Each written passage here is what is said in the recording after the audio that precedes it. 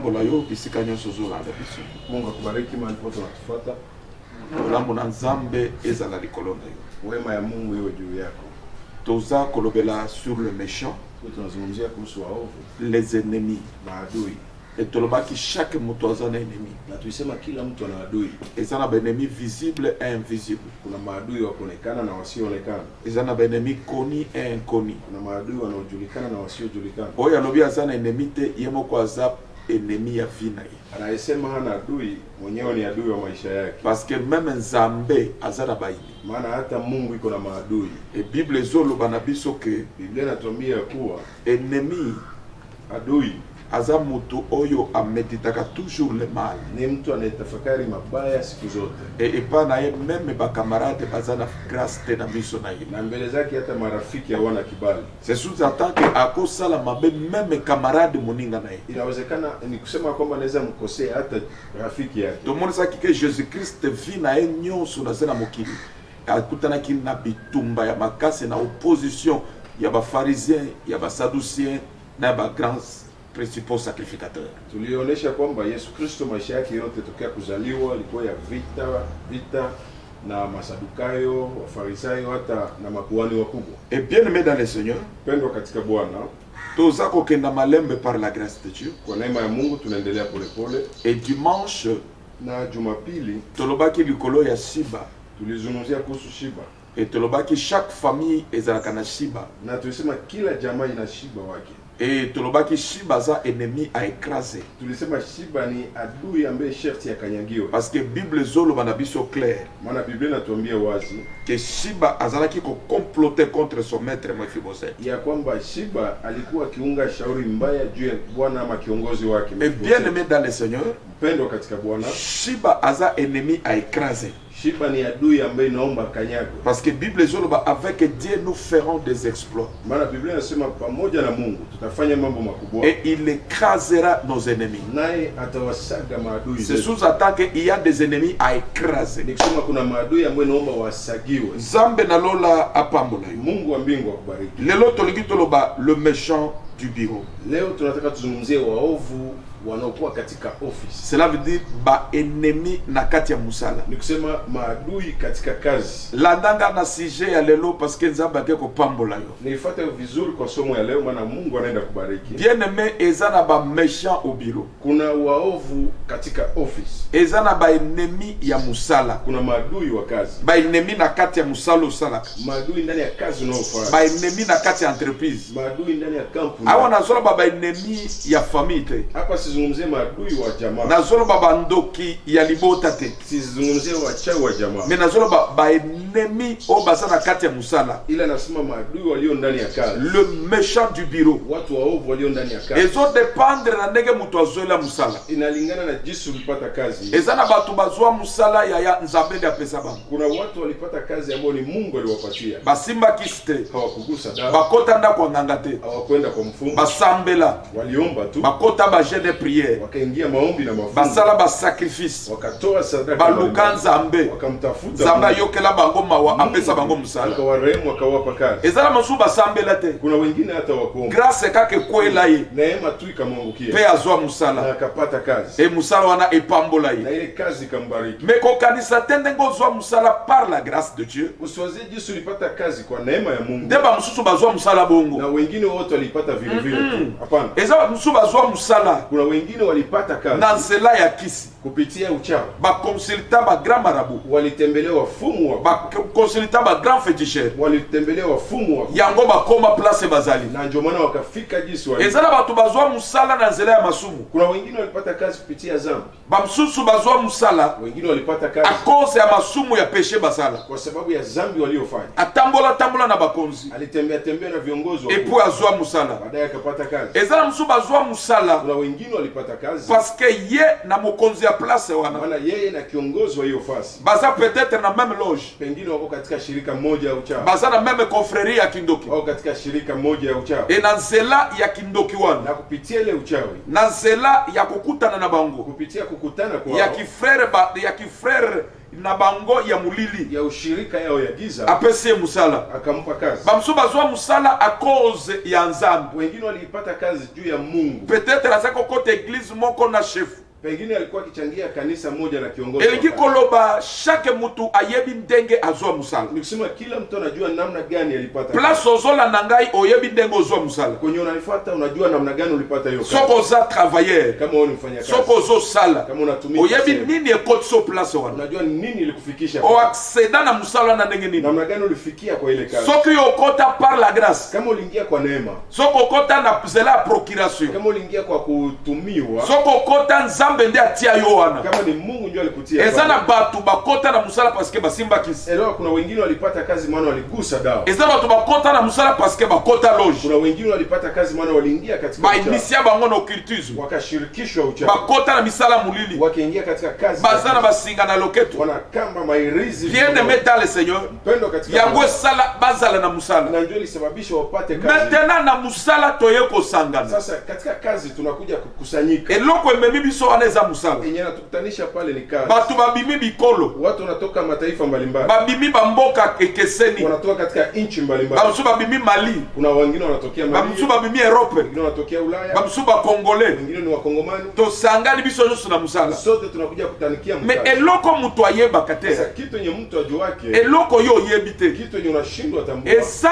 Ezana nguya. Kuna uwezo. Dans le monde spirituel. Katika ulimwengu wa roho. Chaque mutu ko accéder place azali. Ya kila mtu kufikia mahali alipo. Ezana eloko yemembaki ekomisaki ewana. Kuna kitu yenye limsaidia kufikia pale. Na monde des esprits. Katika ulimwengu wa roho. Soki ezali nzambe te. Kama haiko Mungu. Eza satana. Elewa ni shetani.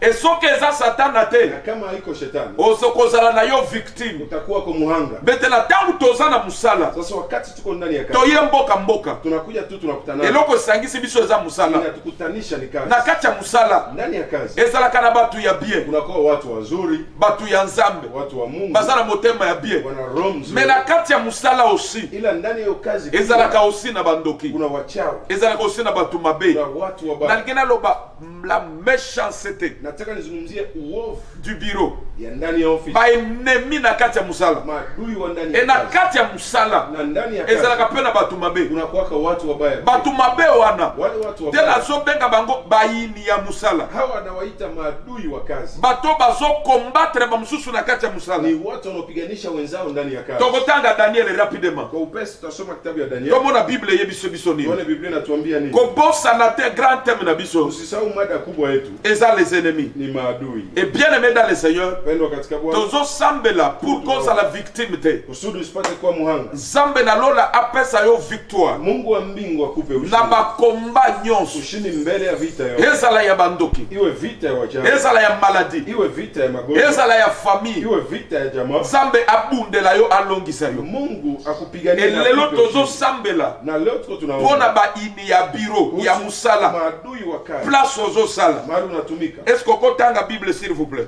Yule tunaweza soma Biblia. 6 premier verset jusqu'à 8. Daniel chapitre 6 du 1er au 8e verset. Nous lisons au nom de Jésus. Amen. Et Darius le Mède, âgé d'environ 62 ans, accéda au pouvoir impérial. Darius jugea bon de nommer 120 satrapes pour gouverner tout l'empire. Il plaça au-dessus des 3 ministres auxquels ces satrapes devaient rendre compte pour que les intérêts de l'empereur soient préservés. Daniel était l'un de ces 3. Et bientôt, il se releva plus capable que les 2 autres ministres et tous les satrapes, parce qu'il y avait en lui un esprit extraordinaire. C'est pourquoi l'empereur, son géant, s'il vous plaît, c'est pourquoi l'empereur songea à le mettre à la tête de tout l'empire. Alors les autres ministres et les satrapes se mirent à chercher un motif d'accusation Bien-aimé dans le Seigneur. sa manière. Place bazo tangela biso. Mali tunasoma Eza gouverneur Daniel. ni liwali Daniel. Daniel. Bien-aimé dans le Seigneur, azalaki mosali nzambe un homme de Dieu. Alikuwa mtumishi wa Mungu tena Mtumishi wa Mungu sana. Et Bible zoloba, Biblia inasema Daniel azui faveur akapata kibali na miso ya roi machoni pa mfalme. Na musala ya Daniel, katika kazi ya Daniel, azalaki ye mokote, hakuwa mwenyewe. Azalaki na bandeko, alikuwa na wandugu oyo azako sala na bango, ambao alikuwa anatumika baninga na ba gouverneur wenzake wa kufanya kazi. Na tawada, kwa hiyo wakati tokolo ba Daniel azalaki politicien. Tunaweza sema Daniel alikuwa mfanya siasa. E na kati ya empire wana, na ndani ya ufalme hii, musala ya Daniel, kazi ya Daniel, ezalaki musala moko oyo Nzambe azalaki na Daniel. Ilikuwa kazi ambayo Mungu alikuwa pamoja naye. Mutu akomisa Daniel na niveau wana, mwenye alimfikisha Daniel kwa ile kiwango, c'était Dieu. Ilikuwa Mungu mwenyewe. Nzambe azalaki na Daniel, na Mungu alikuwa pamoja na yango Bible zo ebisabiso. Ndio maana Biblia inatuambia avec Dieu, pamoja na Mungu. Sans Dieu, pasipo Mungu, succès ya mutu ezalaka ya courte durée. Sifa ya mtu inakuwa ya wakati kidogo. Mais avec Dieu, ya pamoja na Mungu, mutu na Nzambe, mtu pamoja na Bible zoloba, nous ferons, tutafanya, eza na futur, ni kwa siku za kesho, les exploits, mambo makubwa. Soki mutu ozana Nzambe, kama mtu akiwa pamoja avec na Dieu, pamoja na Mungu, nous ferons, tutayafanya. Eza bien aimé dans le Seigneur, pendo katika Bwana, eza na bato ebele, kuna watu wengi akozala na succès lelo, anaweza kuwa leo na sifa, akomata lelo, anaweza panda lelo, mais soki azana Nzambe te, ila asipokuwa na Mungu, succès na ye ekozala ya courte durée. Sifa yake itakuwa ya wakati kidogo. Mais soki mutu azana Nzambe, ila mtu akiwa na Mungu, lobi na ye, kesho yake eza lobi ya exploit, kesho ya mambo, avec Dieu, pamoja na Mungu, eza na fétiche te, haiko hapana na uchawi, hapana, eza te avec kindoki, haiko pamoja na uchawi, na singa na loketo te, hapana, mais avec Dieu, ila pamoja na Bible zoloba, nous ferons. Biblia inasema tutafanya. Soki mutu azana Nzambe, mtu akiwa pamoja, malgré échec passé, ijapokuwa kushindwa, malgré combat ya lelo, ijapokuwa vita ya leo, futur na yo, kesho yako eza ya exploit, ya mambo makubwa. et nazo déclarer lelo, kwa hiyo natangaza leo, tika kolela bien aimé, wacha kulia mpendwa, attache-toi à Dieu, shikamana na Mungu, kangama na Nzambe, shikamana na yo na Nzambe, wewe pamoja na futur eza ya exploit. kesho yako. Bible zoloba, avec Dieu, Biblia inasema pamoja na nous ferons, tutafanya, biso na Nzambe tokosala ba exploit, tutafanya mambo et makubwa, Dieu na Mungu écrasera nos ennemis. atakanyaga maadui, Nzambe akoécraser ba ennemis na biso. atakanyaga maadui, Avec Dieu, pamoja na Mungu nous ferons, tutafanya, avec Dieu. pamoja Eliki na Mungu. koloba, Ni kusema, quels que soient les échecs passés, ijapokuwa kushindwa, échec présent, kushindwa emeka ko décourager yote. isingi kuvunja Kangama na Nzambe, shikamana na nalobaka Mungu. boye, Nasema soko hivi, sala équipe moko na Yesu, ukiunga timu moja na yo na Jésus, wewe pamoja bo na Yesu, constituer majorité imbattable, unakuwa kikundi sio boko kiko polate hamwezi ya devant la maladie, mbele ya magonjwa, devant la sorcellerie, mbele ya uchawi, liboso ya échec. mbele ya kushinda. Ya les malheurs atteignent souvent les justes. Ole ufikia Mais wenye haki. avec Dieu, Ila pamoja na futur Mungu, eza exploit. ya kesho ni ya Encore ajabu. ça pasteur jusqu'aujourd'hui. Unaweza niambia mchungaji, Nazo mpaka leo, traverser ba moment difficile. napitia wakati Nazo traverser ba combat. napitia vita, Mais nazo na réponse pour na yo. ila na majibu Que kwa yo na Nzambe. wewe pamoja na Futur na yo. kesho ya Eza ya humiliation te. haiko ya kudharauliwa. Futur na yo. Kesho ya Eza ya pasi te. haiko ya Mais lobi na yo. Ila Okosala ba exploit. utafanya Na mambo domaine nyonso ya vie. kwa hali yote Okosala ba exploit. Utafanya Na mambo ya makambo ajabu. nyonso yo kosimba. Katika kila kitu Kangama na kabisa. Nzambe. Shikamana na Tika na Mungu. Nzambe. Shikamana na Tambola na Mungu. Nzambe. Tembea naye. Lumba Nzambe. mnuke Mungu, Vanda na Nzambe. ishi na Mungu. Soko za na Nzambe yaya. Ukiwa Batu pamoja na bako Mungu, kamwa. watu watakushangaa. Bako ba exploit yo sali. Watasema maajabu Okomi umefanya. bondenge nini? Imeanza Yebisa wango kufikiri. avec Dieu. Uambie pamoja na Mungu. Bible loba avec Dieu. Biblia inasema pamoja Mutu na na Mungu. Nzambe. Mtu na Mungu. Résultats exploits. Majibu ni ajabu. Bien aimé dans le Seigneur. Pendo katika Na ibisa ki dimanche. Nilikwambia Jumapili. Samson. Samson. Mutu ya même nature que biso. Mtu wa hali moja na sisi. Mais un jour na zele ya Samson. Ila siku moja katika Lion siku ya Samson, Abimeli. simba katokea. Bible soloba. Biblia L'esprit de Dieu. Roho wa Mungu. Ekiti likolo ya Samson. Ikashuka juu ya Elingi Samson. koloba Samson na Nzambe. Nikisema Samson pamoja na Apasoli Mungu. lion lokola papier. Akapasua Wow, simba quel kama exploit. karatasi. Ajabu. Eloko yo somona impossible. Kitu unayoona Avec Dieu. pamoja na Ok, Mungu. kosala ba exploit. Unaenda fanya mambo ya Exploit nyonso Samson asala. ajabu yote Samson. Parce que azalaki na Nzambe. Ni maana alikuwa na Mukolo Nzambe atika ye. Siku Mungu Samson akoma faible. Samson akakuwa Na alikina loba na mutu moko. Nataka niseme na mtu. Exploit eza possible. Inawezekana Yo maajabu. za vainqueur. Wewe ni mshindi. Et dans les jours à venir, Na kwa siku za ok kesho, kosala ba exploit. unaenda fanya Oyo mambo ya mokili yango moko ekokamwa. Ambo dunia Mais itashangaa. nazo conseiller yo. Ila nimekushauri. Kotika Nzambe te. Hapana mwacha. Malgré bitumba nyonso kozwa. Ijapokuwa Malgré ba opposition. Ijapokuwa Oppression. upinzani, mashambulizi. Kagama na Nzambe. Shikamana na Fiti. Mungu. Kesho. Eza ba exploit. exploit. Bien aimé dans le Seigneur. Daniel. Na mboka oyo ndenge azalaki na nzambe musala na ye ezalaki excellent, azalaki parmi les meilleurs, et ndenge azalaki kosala ekesenaki na baoccultiste na basorcier yango na millier ya musala bakamarade na ye bakolege na ye du service ya bayini Daniel bitumba na yo eza savoir faire na yo, bitumba na yo eza honnêteté na yo na musala, bitumba na yo parce que olingi musala, bitumba na yo parce que ozo sala musala lokola batu nyonso te. Maintenant bato baza na miso mibale dans le monde des esprits depuis okota musala wana bamona étoile moko emi ya visa, bamona étoile na yo na musala wana bayeba muto akoti na musala oyo aza lokola batu nyonso te. Ndenge aye awa aye koefase biso, aye kozindisa biso yango bitube bandi kotelema mpona koluka kodisqualifie yo a ma qualité de l'homme de Dieu. Nazosambela mpona ndeko oyo aza na bakomba na musala, komba nyonso ya maladi, komba nyonso oyo etelemi na musala ekomema yo na mabele te.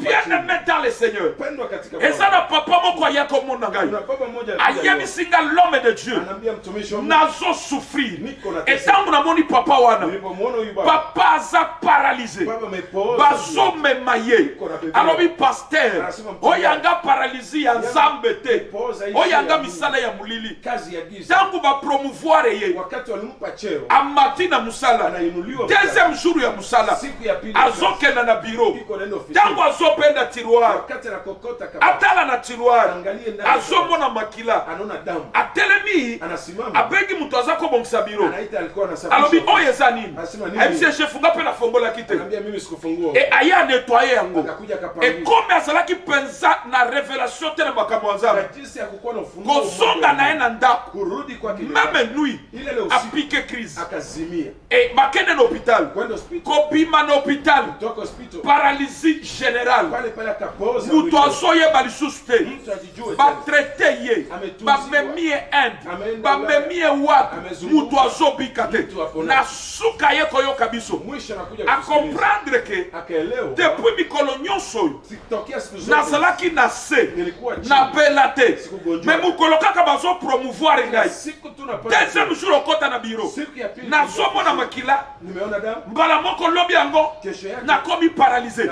Bien aimé oyo eza paralysé oti na nzambe te eza la méchanceté na biro eza flèche babeti papa oyo nasambeleli ye napandi kopamela milimo nyonso puissance nyonso ya ténèbre bien mene ezalaki dans 10 minutes nabandi komona baagitation milimo mabe bandi oganda après la prière lelo papa wana azosala musala na ye kosambela mpo na yo yo mutu babeti yo flèche na musala, flèche ya maladie, flèche ya oubli ya incompétence lelo okomo bosana na biloko oyo oyebaka okomo koma na français na bafaute barapport na yo ekomi barapport toujours bazokorige ozana bademande d'explication chaque jour na yebi te nani azobeta yo baflèche na musala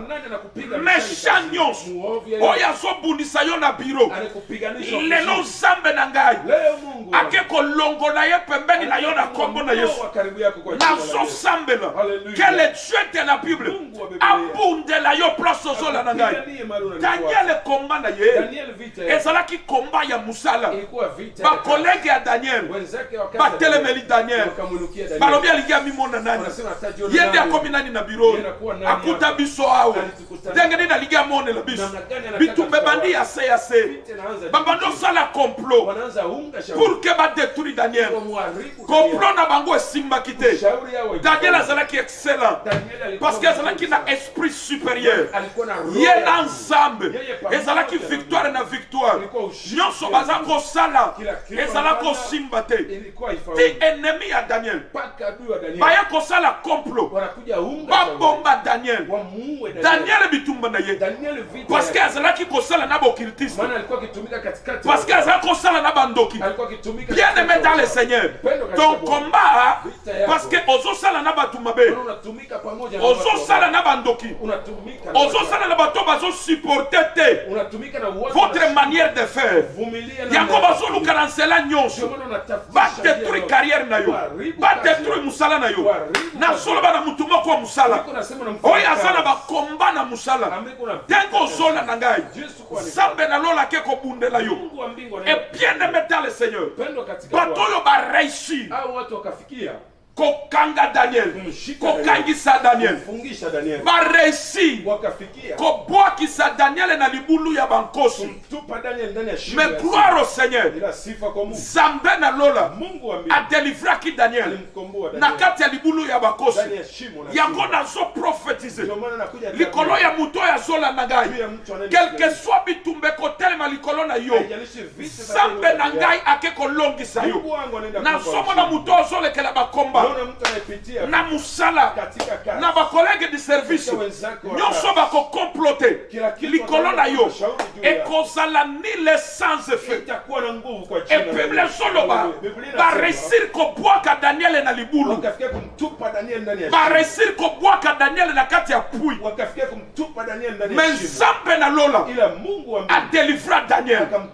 Bien aimé dans le Seigneur, libulu nyonso oyo ba collègue de service na yo basi batimole liyo dossier libulu piège nyonso oyeza libulu ya kosilisa musala na yo ya komema yo na prison banko moko bakokwaya na kati na kombo na Yesu. Pesanga mene moto epela libulu oyo batindika Daniel, Zambe a délivré Daniel. Dossier nyonso libulu, dossier nyonso oyeza libulu, problème nyonso bazolukela yo oyeza libulu ya bakosi oyo bazolinga batindika yo babomela yo na kati carrière na yo kokufa na kati te. Nazosambela likolo ya travailleur oyo bureaucrate ozola na ngai nayebi te dossier nini basi baprepare ya komema yo na libulu ya prison, ya komema yo na liwa, ya komema yo na révocation. Quel est Dieu de la Bible atelema abundela yo dossier wana ekomema yo na kufa te, dossier wana ekomema yo na révocation te, dossier wana ekomema yo na prison te. N'est-ce pas qu'il est écrit, le malheur atteint souvent les justes, mais l'Éternel en délivre toujours. Le Dieu de la délivrance, c'est un Dieu qui délivre. Je prophétise ce matin dans 72 heures enemi nyonso ya vina yo oya telemaki oya zobuniso na musala pona ko détruire vida yo Zambe na lola ke ko confondre ye na kompo na Yesu Kristo. Bible soloba babwaki Daniel na libolo ya bakosi, mais Zambe a délivré Daniel. Et puis roi lobi bazua ba ennemi ya Daniel na basi na bango baboka bango na libulu wana. Et Bible soloba Daniel abimaki mais baini na ye basi na bango bana na bango bakwai na libulu bango moko ba préparer ki Daniel.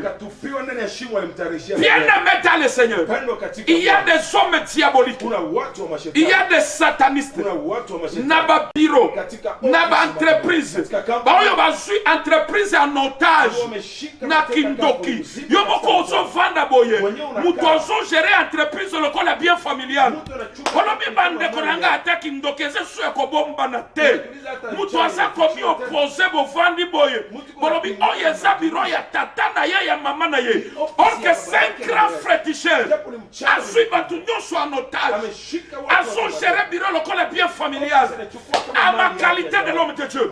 Place au sol à Nagai. Nasoke na kosambela pona yo. Moto ke kopela na biro wana. Ba méchant nyonso. Les sorciers. Boba su entreprise en otage. Nanzela ya kindoki. Ba kunda biloko liboso ya biro. Ba kunda ya mona kati entreprise. Pour déstabiliser les autres. Boba tiwe ba carrière. Les no moto na zambe ke kotumba. Sokolobi amen moto ke kopela. Sokolobi amen nzambe ke kobundela yo. Nazomona na bureau wana kolo ke kotelema. Tous les méchants na kati entreprise na bino. Ba oyo ba simba kis. Ba simba kindoki.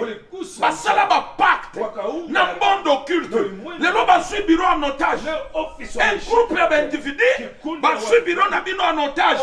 Na kati ya kindoki. Yaya ba comment gérer yango? Lokola bien familial. Parce que bino nyonso boza envoûté. Même chef boza envoûté. Asa entouré d'abord cultiste. Asa entouré d'abord sorcier. Maintenant solo na mateya oyo. Partout dans le monde. À ma qualité de l'homme de Dieu.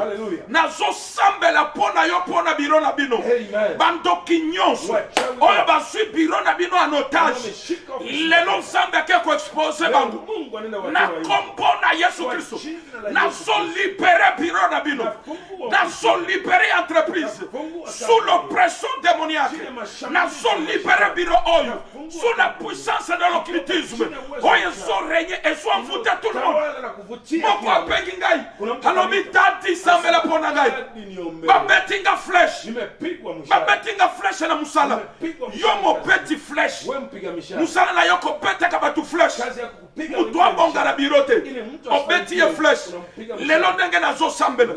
Sambela lola. Apinire yo na 5e forme na yo. Na kompona Yesu Kristo. Sokolobi amen nzambe ke kobundela yo. Les ennemis ya musala. Bien-aimé dans le Seigneur. Bato bakota na musala na kisi. Watu waliingia katika kazi na bato basala basinga na loketo. Watu mwana kamba katika basala milangi. Wako na machupa. Basala ba livre magique. Vitabu ya giza. Bazo sala ba incantation. Wako nafanya sala za mwa tata oyo. Huyu baba. Azana mbwa moko ya moyindo epana ye. Iko na mbwa mweusi. Mbwa wana nde puissance maléfique na ye. Ile mbwa njongo avake na musala. Atena no maboko likolo mbwa wana. Mutu nyonso ya kopese maboko. Dossier nyonso akosimba. Asa ko mvute yango. Lelo yo mutoso landa ngai tika nzambonga na zote araplir yo na puissance ya Saint-Esprit. Bible zoloba nini?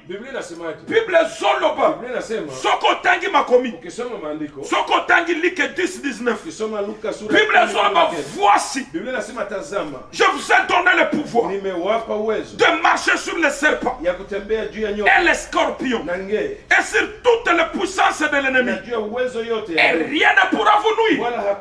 Bible zoloba je vous ai donné. Est-ce que Daniel moko zao na zote ya Daniel moko azola na ngai oyo azana bitumba na musala oyo basi batimonia libulu ya prison libulu ya révocation libulu ya commettre fin na carrière na yo yoka ndenge lilobezola.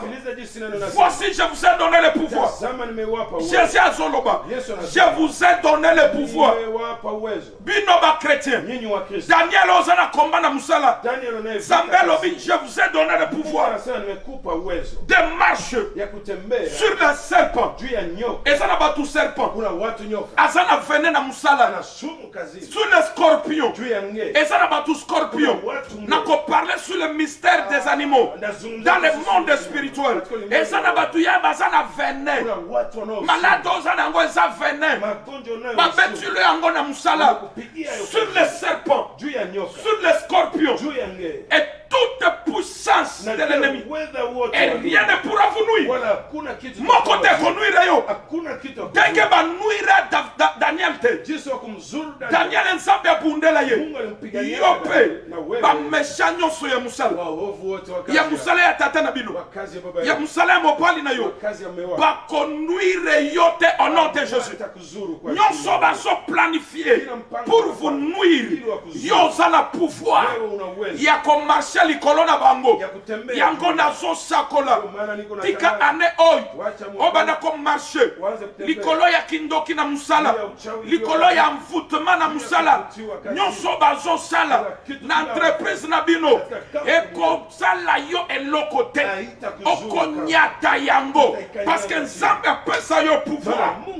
Bible solo basoko tangi Bible na Isaïe 54 15e verset ozokenda ti 17 kwenda mpaka 17 okukuta makomi ezoloba quelque chose utakuta kuna neno maandiko nasema yango nalingi nasambela mpo na yo ndio maana nataka nikombe parce que ere na biso esili maana muda wetu na tokokontinue lobi tutaendelea kesho. bible ezoloba nini wana Biblia inasema hivi banda na 15 verset 15 verset bible elobi nini my God si l'on s'attroupe contre toi mon Dieu mon roi je n'y serai point ceux qui t'attaqueraient zongela lisusu bible elobi nini si l'on s'attroupe contre toi soki basangani mpo na yo je n'y serai pour rien nzambe elobi naza na nga pour rien yoka ndenge nzambe azoloba nzambe elobi boye soki bakosanganela yo kama watu wataungana juu yako kama association bandoki wana ya musala chama wachawi wale walio kazini ya mutualité ya quartier wana soki bakosangana mpo na yo watajiunga juu yako basali complot nzambe elobi naza na nga pour rien Mungu anasema mie naza na kati te siko ndani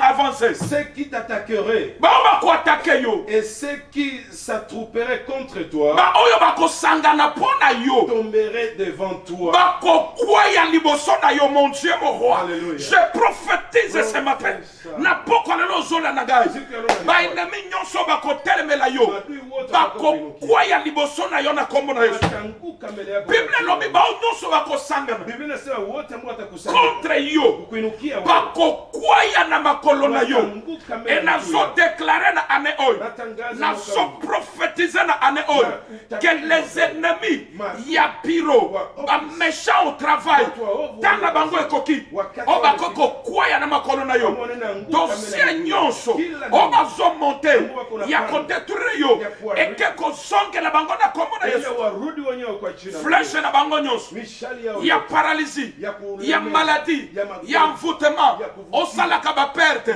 ya oubli ya kodisqualifie yo eke kozongela bango au nom de Jésus mon Dieu mon roi mon Dieu mon roi mwana nanga moko azoloba tadi sambela mpo na ngai ça fait une semaine naza na badossier ebele et il faut natanga badossier wa napesa avis te bakenda kotraite mais nazokonaître phénomène moko bizarre soki nakomi na biro nakotanga kaka papier moko nabandi koyoka vertige étouffement et natiki nazongi na ndako maintenant dossier ekomi ebele et soki na signé yango na approuvé yango sans kotanga yango aka ya problème ngade naza responsable l'homme de Dieu sambela et ntango nabandi kosambela Saint-Esprit ayebisi ngai Jean-Omar babeti ye flèche babeti ye flèche ça c'est la sorcellerie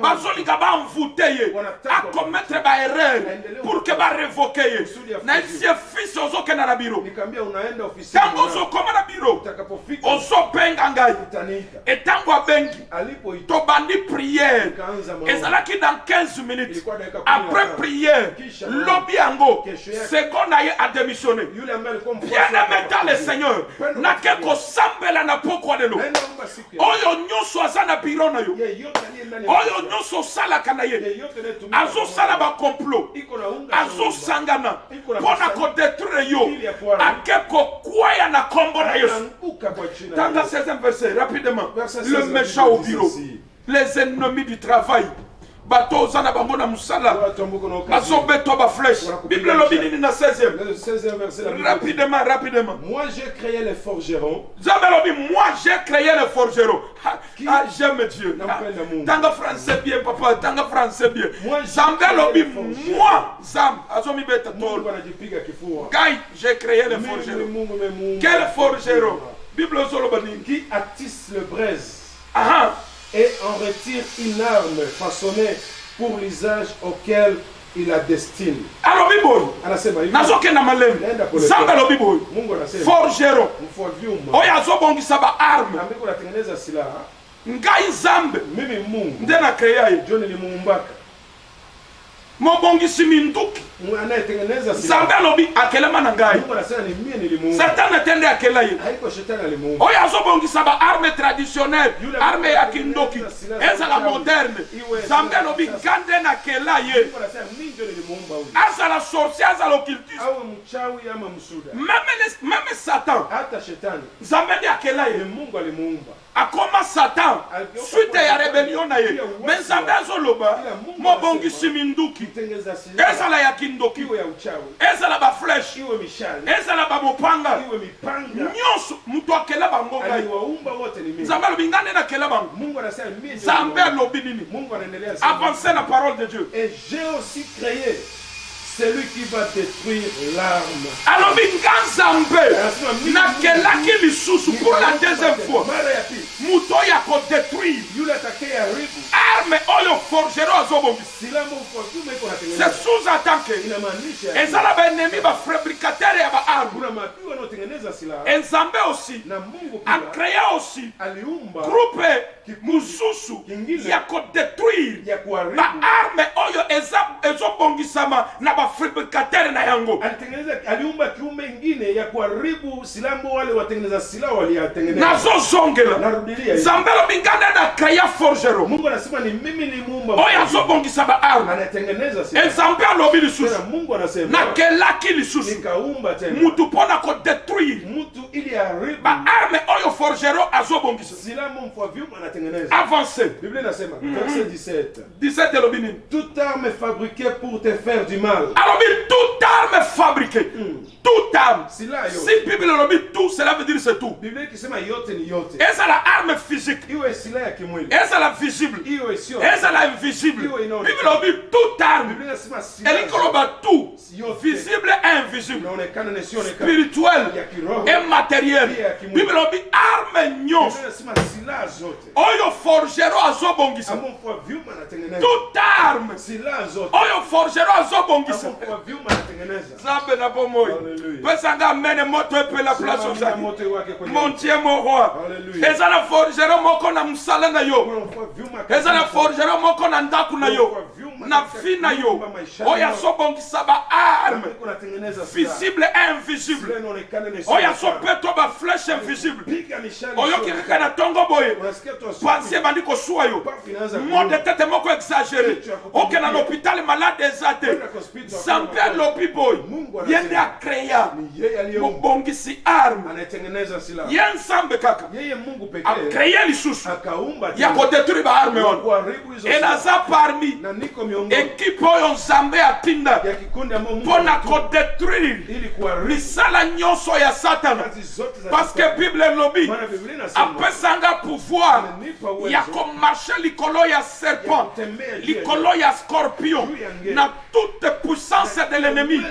Et nazana promesse rien elgi koloba rien et koki ko nuire ngai tengo sola nangana RO arme nyonso oyo ba forger oyo ba sobongisa arme ya maladie arme ya humiliation ya divorce ya pauvreté ya sorcellerie na yebita nani ya sobongisa na yebita ba sobongisa na izine nini na laboratoire nini na confrérie nini na loge nini est-ce que va so monter arme ya destruction wana menaza na pone nouvelle pona yo Bible lobby toute arme oyo ba ko forger contre yo et kozala nil et sans effet et ça bon on de lobby Bible lobby toute arme fabriquée pour te faire du mal toute arme fabriquée pour te faire du mal n'atteindra pas son but. Et quoi atteindre but na ngote. Na version mususu lobi et comme ça la nil est sans effet. Ce que zali nil est sans effet. C'est sous-entend que bito yo ba préparer ki arme wana et atteindre quitter. Et ça dans document qu'on soit préparé. Arme ya maladie. Arme ya sorcellerie pour te détruire. Pendant qu'on détruit vie na yo. Pendant qu'on détruit carrière na yo. Mais na ça na bonne nouvelle pour na yo. Bito ya so bongisa la flèche wana. Et comme ça la nil sans effet.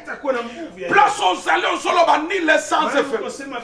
Arme nyonso ya sorcellerie, arme nyonso ya ennemis, les ennemis spirituels, arme nyonso invisible, oyo bazobeta dans le monde des esprits, et kozala ni le sans effet, ni le sans effet likolo ya vie na yo, ni le sans effet likolo ya bana na yo, ni le sans effet likolo ya mopali na yo, ni le sans effet likolo ya musala na yo, et ko atteindre bite na yango te, oyo babongisela yaya bakozala confondu, soki nazalaka place yo ozali mpele na telemi na kangi makasi bakozala confondu, e nazomona ndenge nazoteya Nzambe akeko confondre baini na yo, arme nyonso bakoprepare ekotendre bite na yango te, arme nyonso bakofabrike ekosimba yo te, Bible lobi ekozala nil et sans effet.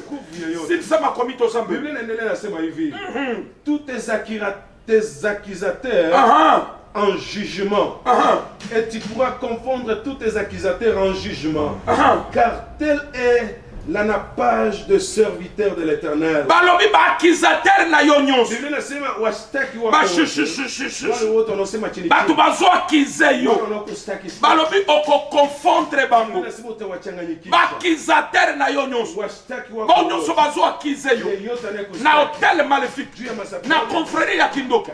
Ba bazo accuser yo na musala. Parce que je parle sur la méchanceté au travail.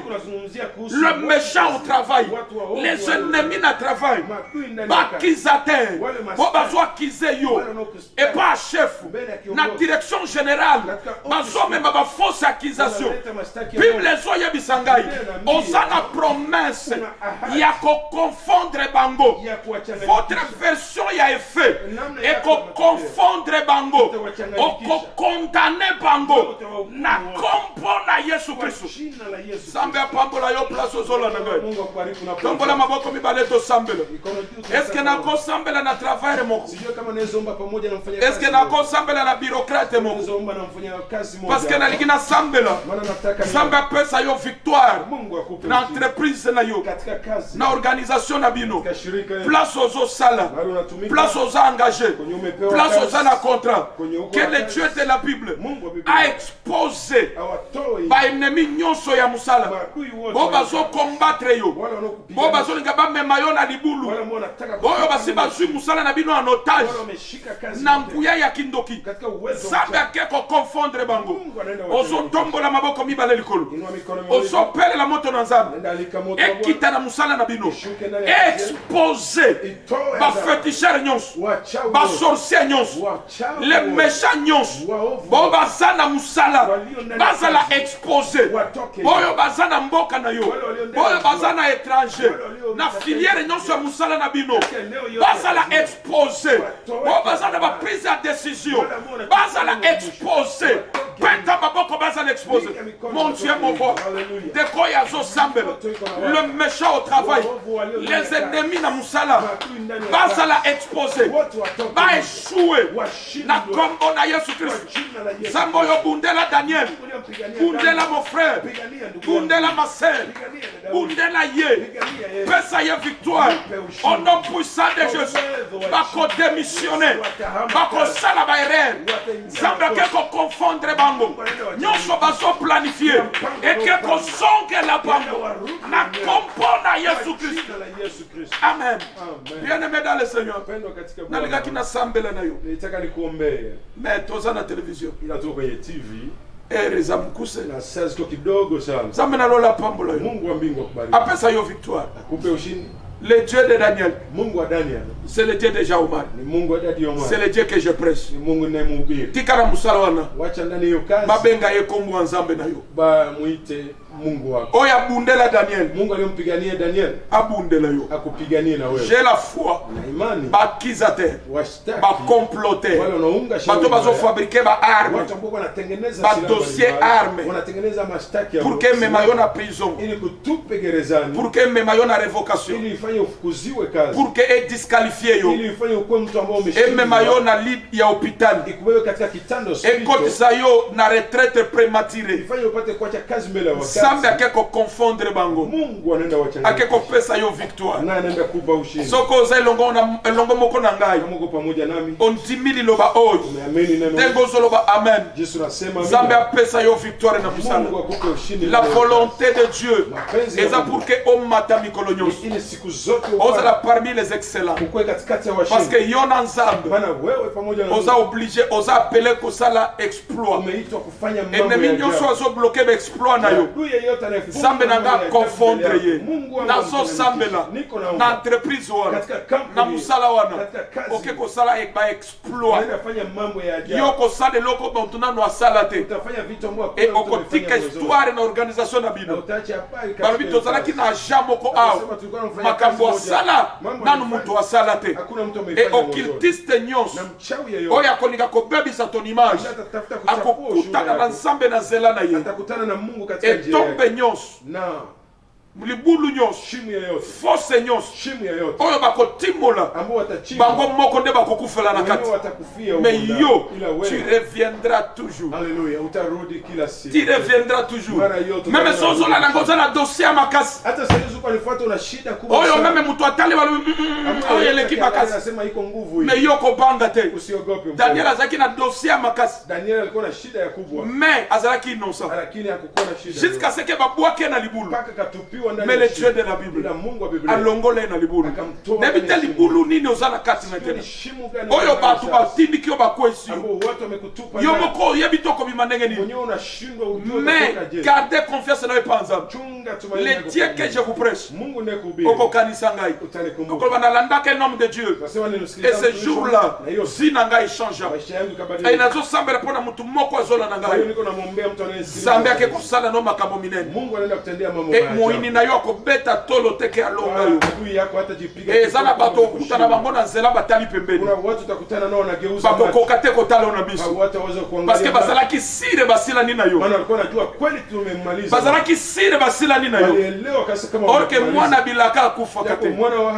Zambe atikali nzambe. Oya loba akokisaka yaya. Oya lakayo suka kosala. Daniel méchanceté ya bato oyo ekosilisa carrière na yo te. Place na yo eza pembeni ya roi. D'ailleurs mabe bazosalela yo ekobalukela yo promotion. Pesa amen.